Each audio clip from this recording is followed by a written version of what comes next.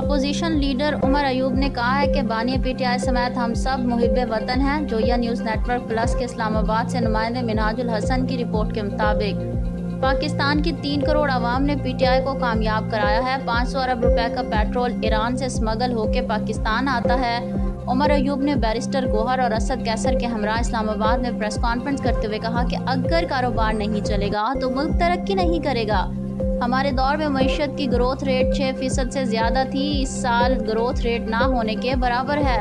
انہوں نے کہا کہ پی ٹی آئی کی حکومت کے خلاف عدم اعتماد کی تحریک لائی گئی۔ بانی پی ٹی آئی سمیت ہم سب محب وطن ہیں۔ پاکستان کی 3 کروڑ عوام نے پی ٹی آئی کو کامیاب کرایا۔ آج ہم سب پر انسداد دہشت گردی عدالت کے پرچے ہیں۔ انہوں نے کہا کہ پنجاب میں محسن نقوی کے دور میں 4,400 ارب روپے کی گندم خریدی گئی۔ کسانوں سے گندم نہیں خریدی گئی اور باہر سے برآمد کی گئی۔